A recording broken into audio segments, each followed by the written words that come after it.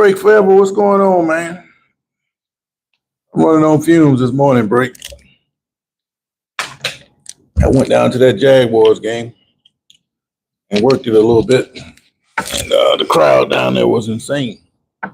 You think they had won the Super Bowl and they come charging out of the stadium last night, the fans. I got some good video, some good comments. And in a couple of days, you'll be able to see it on Fango Media when get to talk to some of the wild Jaguar fans. But I noticed a difference. It's the first Monday night game I ever covered. And people running up out of there trying to get home so they can get to work. And when the stadium is sold out like that, if you don't hurry up and get to your car before everybody else, you're going to get stuck. Me, I get it the slick way. I don't park at the stadium like everybody else. I park at one of the garages, catch the bus, which drops me off right at the front door of the stadium. When the game is over, I go back to that spot. They pick me up and take me back to my car. $10 round trip. That's not bad. But when I look at all the people that do the same thing, man, the city I know they made over $1 million just on bus trips last night, and that's after the gas and everything else. But even then, once I got to the garage, it's a big traffic jam coming out of the garage. And because I got there late, I'm on the damn top floor. So the game ended just before 11? I didn't get home until like after 1. So I had to jump up this morning and come to work. So here I am running on fumes. But I'm dedicated though. But JC, how you doing, man? Pretty good game last night. But you know, the fans that I deal with, every time they win a game, somebody come out of there talking about they going to the Super Bowl. I don't think so. Matter of fact, I'm certainly not going to the Super Bowl. But they are a much improved team, so I have to give them that credit. Not every day that you're going to have a guy like Patrick Mahomes throw an interception that gets returned 99 yards for a touchdown. And that was a huge play because the Chiefs were about to blow it open at that point. And they outgained the Jaguars by over 100 yards. But what everybody's talking about is Trevor Lawrence. He actually played pretty good football last night. And he did some damage with his legs. He don't normally do a whole lot of running, but that was part of the game plan, obviously, because Spagnuolo, he's going to put some pressure on that quarterback. And if there's a lane, it was obviously discussed that you should take off and run, and that's what he did. He had over 50 yards, which is unusual for Trevor Lawrence. But I'm like you, Break. I don't trust him either, because Lawrence, he'll come out and have a great game, and then he'll come out the next week, and lay an egg. Now, they got the Seahawks this week, which is another big game. I think the Seahawks, they lost 1 game this year. So they're going to be a tough out and short week to get ready for them. And even though the Seahawks have to come across country, this is not like college when you're not used to such things. They do these things all the time.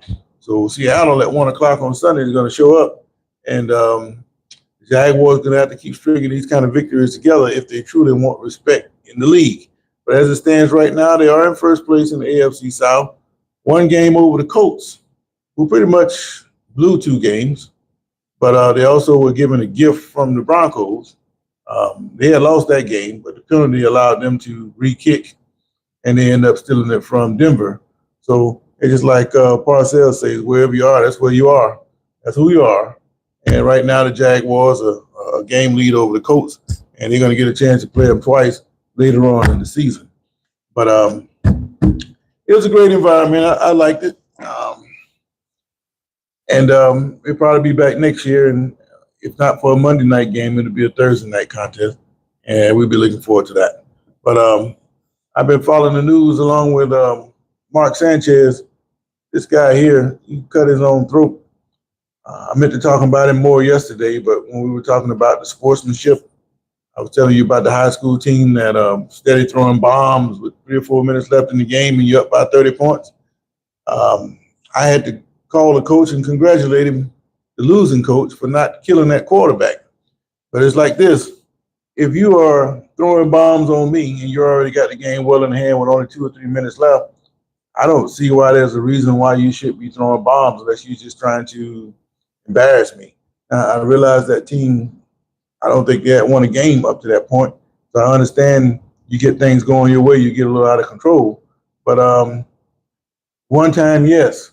Then you get your quarterback to run out of bounds to stop the clock. Okay, now I'm looking at you crazy. Then you come back and throw it deep again. All right, game on.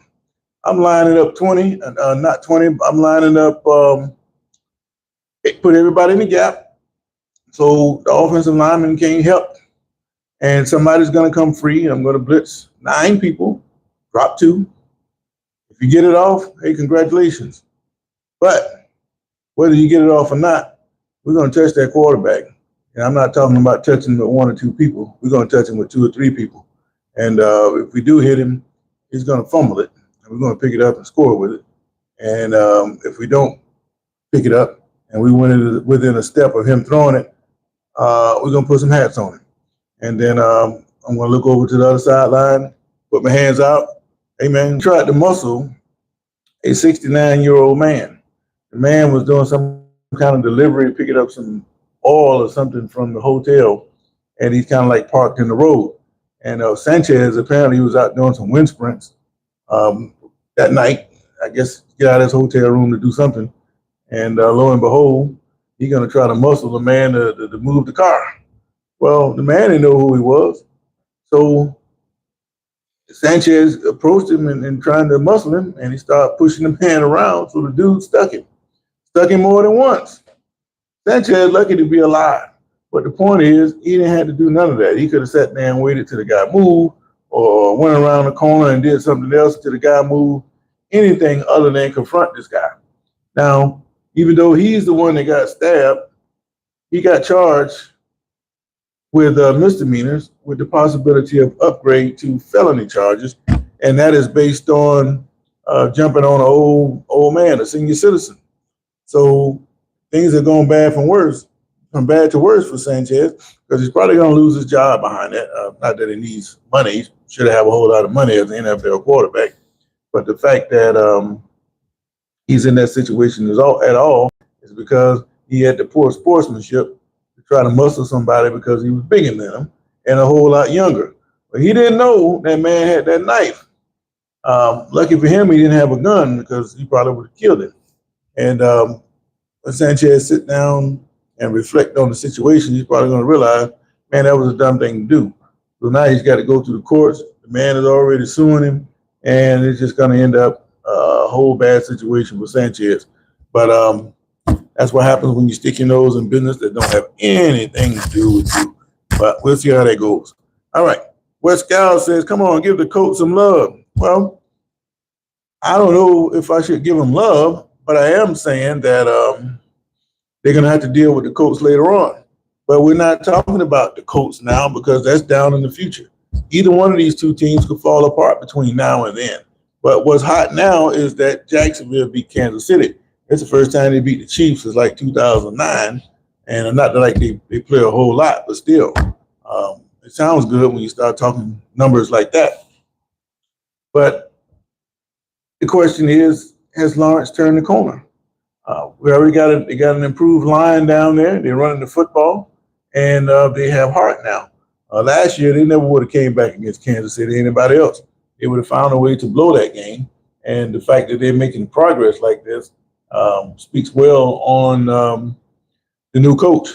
Now, I'm also saying it's week to week. Just because you did something this week don't mean you're going to do it next week.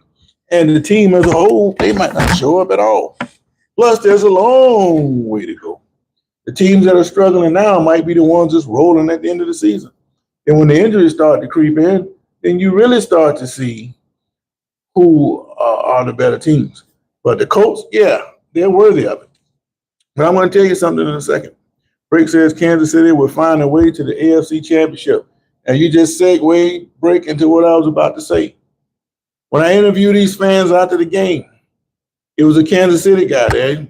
Even though he lost the game, they're 2-3. I asked him, I say, now that you guys are 2-3, what does that mean for the future for Kansas City? Are you in danger of making the playoffs?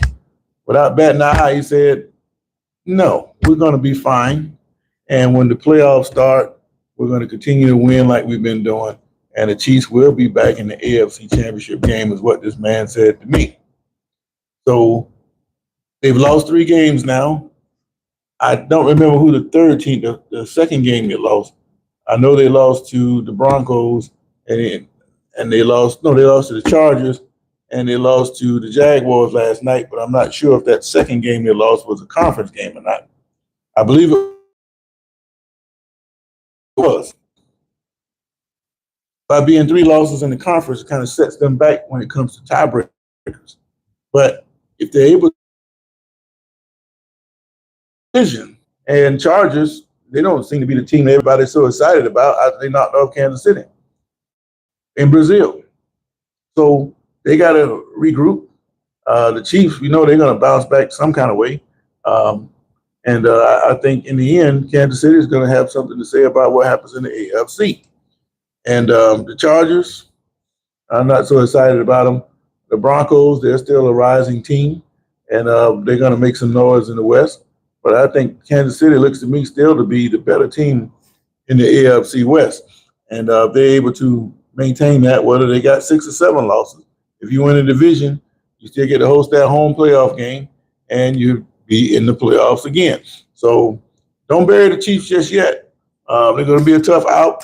And was on